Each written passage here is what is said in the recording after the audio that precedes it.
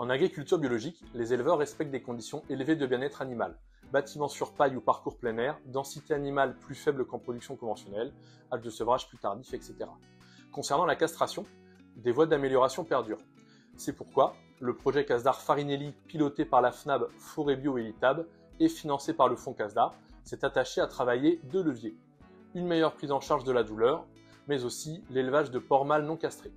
Les principaux résultats de ce dernier point font l'objet de cette vidéo. Le risque d'apparition d'odeurs dites sexuelles affectant les viandes fraîches et les produits gras cuits à la maison est le principal frein à l'arrêt de la castration des porcs.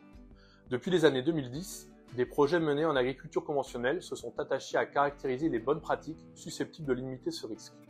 Cependant, aucune de ces études ne comportait d'analyse spécifique pour l'élevage de porcs mâles non castrés dans les conditions de l'agriculture biologique. Pendant 4 ans, le projet Farinelli a réuni un vaste consortium de partenaires experts afin de répondre à 3 objectifs concernant l'élevage de porcs mâles non castrés.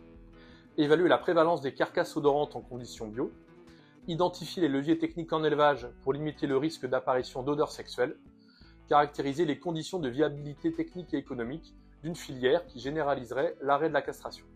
Le projet Farinelli a permis de mettre partiellement en avant la faisabilité technique de l'élevage de porcs mâles non castrés en bio. Les bonnes pratiques et conseils ont été synthétisés dans 5 fiches disponibles sur la page internet du projet. Le sexage des cases dès l'entrée en engraissement, l'apport de fourrage en finition et le maintien d'une litière propre et abondante dans les 2 dernières semaines avant abattage font partie des principales recommandations. Plus de 600 animaux provenant d'élevages à faible risque ont été suivis au cours du projet. Globalement, les taux de malodorants détectés au nez humain ont été très variables, intra-bande et entre élevages. Ils se situent en moyenne aux alentours de 5%, incluant les odorants et les douteux. Des points de vigilance ont été identifiés. Ils concernent particulièrement la gestion des comportements agressifs, plus marqués dans les conditions de l'agriculture biologique. Il y a plus d'espace pour les animaux et une activité plus importante. Un travail sera mené pour comparer les performances zootechniques des porcs mâles non castrés et mâles castrés.